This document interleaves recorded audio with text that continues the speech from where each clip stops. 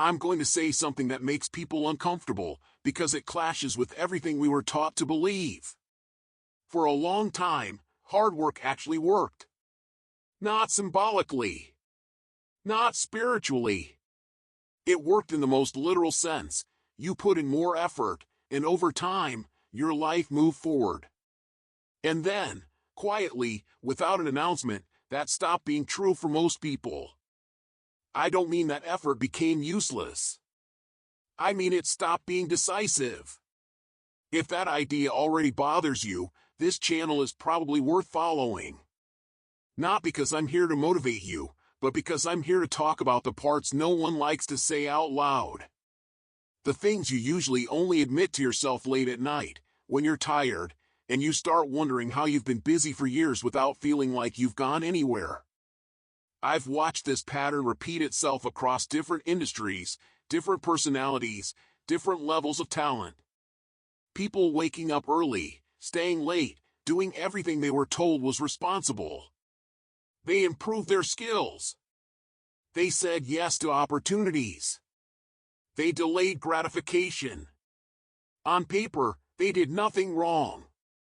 And yet, year after year, the distance between effort and outcome grew wider. Most days look the same. You open your laptop. You check messages. You respond. You plan. You execute. You measure yourself by how full the day feels, not by how much ground you actually covered. There's always something urgent, something that needs attention, something that creates the illusion of progress. At the end of the week, you're exhausted, but oddly dissatisfied. Not burned out from laziness. Burned out from motion. The strange part is how normal this feels. Everyone around you is doing the same thing. Long hours are praised. Busyness is rewarded with respect. Being overwhelmed is almost a badge of honor. If you're tired, it means you're trying. If you're stressed, it means you care. No one questions the direction, only the speed. At some point, most people internalize a simple rule: if I keep showing up and working hard, things will eventually break in my favor. It feels logical. It's how many of our parents lived. It's what schools reward. It's what managers repeat. The idea that effort compounds naturally is comforting, because it removes the burden of strategic thinking. You don't have to ask hard questions about where you're headed if you believe persistence alone guarantees arrival. That belief is powerful precisely because it's not stupid.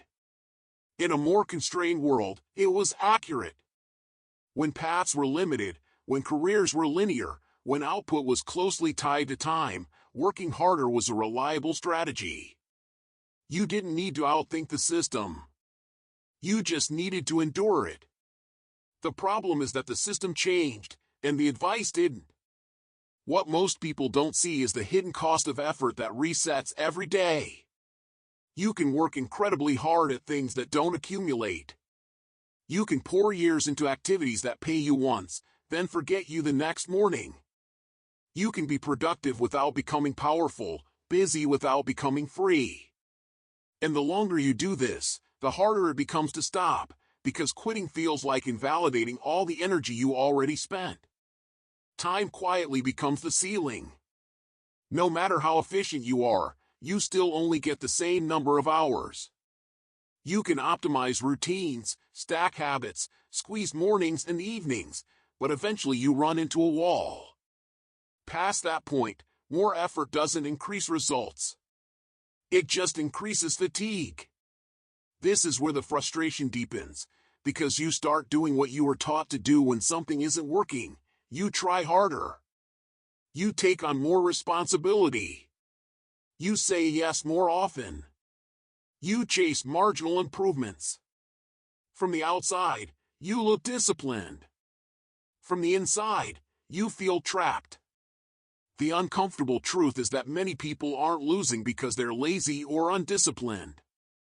They're losing because they're playing a game where effort is linear but rewards are not.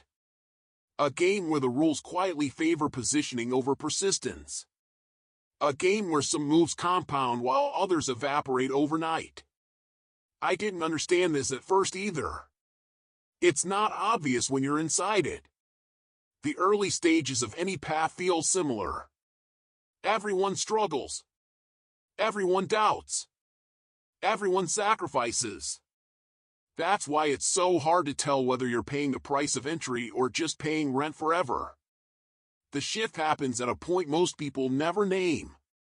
It's the moment when you realize that some forms of work keep paying you even when you stop touching them, while others demand your presence every single day just to stay afloat. Not because one is more noble than the other, but because they are built differently at a structural level. Once you notice this, it's impossible to unsee. You start recognizing how small decisions, made quietly and consistently, outweigh bursts of intensity. How direction matters more than force. How two people can work equally hard for 10 years and end up in entirely different places, not because one deserved it more, but because one chose paths that multiplied while the other chose paths that reset. This realization doesn't feel empowering at first. It feels destabilizing. Because if hard work alone isn't enough, then effort is no longer a moral shield. You can't hide behind how busy you are. You have to confront whether what you're doing actually builds something that survives you. Most people avoid that question for as long as possible. Not because they're foolish, but because answering it forces change. And change implies starting again while everyone else keeps going. It implies being misunderstood. It implies short-term discomfort in exchange for long-term clarity. So they stay. They double down. They keep telling themselves that consistency will eventually be rewarded. And sometimes it is. But often, what's rewarded isn't effort, it's leverage, ownership, and positioning. And those things don't announce themselves loudly. They accumulate quietly, while everyone else is busy counting hours. That's the part no one prepares you for. The moment when you realize that the work ethic you're proud of might be the very thing keeping you stuck. Not because working hard is wrong, but because working hard in the wrong direction is indistinguishable from standing still. And once that thought enters your mind, it doesn't go away. After that realization settles in, something subtle changes in how you see people. You start noticing patterns you used to miss. Not the loud success stories, but the quiet trajectories.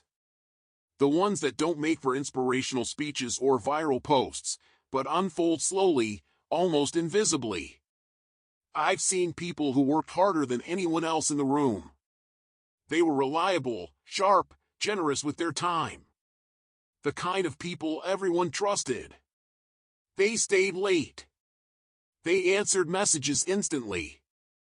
They took pride in being indispensable. Years later, many of them were still indispensable, and still stuck in the same place, just with more responsibility and less energy. Then there were others who, early on, looked slower. Less frantic. Almost careless by comparison. They said no more often. They disappeared for stretches of time to work on things no one fully understood. At first, it looked like hesitation. Like a lack of urgency. And then, gradually, their lives began to decouple from effort in a way that felt unfair if you were still measuring progress by hours. The difference wasn't intelligence or ambition. It wasn't even risk tolerance in the dramatic sense. It was what they chose to build versus what they chose to maintain. One group optimized for being useful inside someone else's system. The other optimized for creating assets that could exist without them constantly feeding it. This is where psychology starts doing real damage.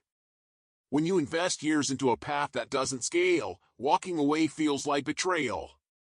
Not of an employer or a project, but of your own past self. You tell yourself that quitting now would mean admitting you were wrong.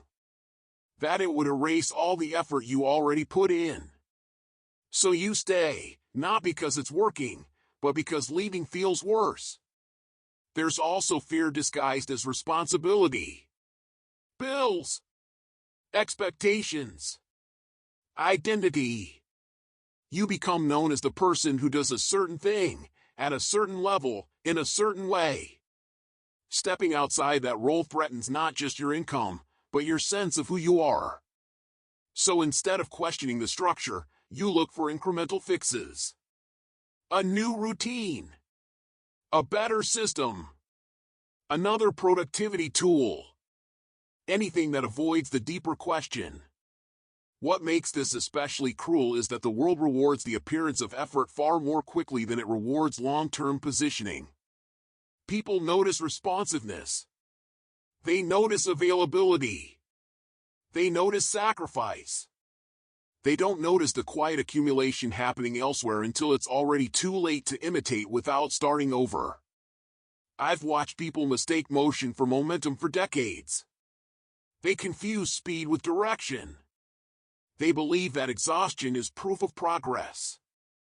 And when results don't match the input, they assume the solution is more discipline, more intensity, more self-control. Rarely do they question whether the game itself is worth playing. Meanwhile, the people who eventually pull ahead often look irrational early on. They tolerate periods of low external validation. They accept being underestimated. They live with ambiguity longer than most. Not because they enjoy uncertainty, but because they understand that some forms of progress are invisible until they suddenly aren't. There's a psychological toll to this path too. It requires resisting the constant pull of status. The temptation to upgrade lifestyle prematurely. The urge to signal success before it actually exists. Many people sabotage themselves here, not out of greed, but out of impatience. They consume their future to feel better in the present. What no one tells you is that leverage demands humility up front. You have to be willing to look small while building something that might eventually make you free. That trade-off feels unbearable to people who've been trained to equate worth with busyness and recognition. I've seen careers where the turning point wasn't a promotion or a breakthrough moment, but a quiet refusal. A refusal to keep trading time for validation. A refusal to chase every opportunity. A refusal to confuse being needed with being secure. And I've seen the opposite too. People who could have pivoted early but didn't. They stayed loyal to a path that no longer loved them back. They accumulated credentials, titles, and stress, but not optionality. By the time they realized something was wrong, the cost of change felt overwhelming. This isn't about blaming anyone. The incentives are misaligned. The environment rewards short-term contribution and punishes long-term thinking. Most people are reacting rationally to the signals they're given. The problem is that the signals are outdated. When you step back far enough, the pattern becomes clear. Hard work still matters, but it no longer guarantees escape. Without leverage, effort becomes a treadmill. Without ownership, consistency becomes a ceiling. And without awareness, discipline turns into a very efficient way to stay exactly where you are. That realization doesn't inspire action. It creates silence. The kind where you start reevaluating decisions you once felt proud of, and futures you assumed were inevitable. Once you see the pattern clearly, it becomes harder to lie to yourself. You notice how often people confuse urgency with importance. How quickly they trade long-term freedom for short-term comfort. How status becomes a substitute for security. None of it happens dramatically. It happens quietly, through reasonable choices that add up over time. Most self-sabotage doesn't look reckless. It looks responsible.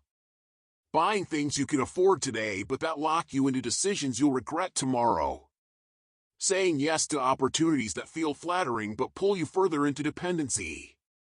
Measuring progress by external approval instead of internal leverage. These aren't moral failures. They're predictable outcomes of an environment that rewards visibility over durability. Speed is another trap. Everyone wants results now. Faster growth. Faster validation. Faster returns. But leverage rarely moves fast at the beginning. It moves in silence. And silence feels like stagnation to people who are used to constant feedback. So they abandon paths that would have paid off simply because they didn't announce themselves loudly enough. Consumption plays a role too. Not just material consumption, but informational and emotional consumption. Endless advice. Endless content. Endless comparisons. You feel productive because you're absorbing ideas, but nothing compounds because nothing is being built. The mind stays busy while the future stays unchanged. Ego is often the final anchor. The need to look successful before you are. The reluctance to appear uncertain. The fear of explaining why you stepped away from something everyone else respects. Ego keeps people in games long after the math has stopped working, because walking away feels like losing face, even if staying costs decades. None of this means hard work is obsolete. It means hard work without leverage is fragile. It survives only as long as you're willing to keep feeding it. The moment you stop, it stops. That's not resilience. That's dependency. What changes things isn't intensity. It's alignment. Choosing efforts that stack instead of reset. Choosing paths where learning, ownership, and output reinforce each other. Accepting that the early phase may look unimpressive, lonely, or slow. That's the price of building something that doesn't need you every day to justify its existence. There's a strange calm that comes with this understanding. You stop rushing. You stop chasing. You become more selective. Not because you care less, but because you finally understand what deserves care. You work fewer hours in the wrong direction and more hours in the right one. From the outside, it may look like you've slowed down. Internally, everything feels more deliberate. The most honest outcome isn't sudden success. It's optionality. The ability to say no. The ability to walk away. The ability to let time work for you instead of against you. That's what most people actually want, even if they don't have the language for it. There's no promise here. No guarantee that choosing better leverage leads to a perfect outcome. Life is still uncertain. Effort can still be wasted. Timing still matters. But at least you're no longer confusing motion with progress. At least you're no longer surprised by exhaustion. Hard work used to work because the world was simpler. Now, clarity works better. And clarity doesn't shout. It waits. If this way of seeing resonates, stay. Not for answers, but for perspective. This channel exists to explore the quiet truths that sit beneath noise, ambition, and effort. The kind you only recognize after watching enough people try, fail, succeed, and try again.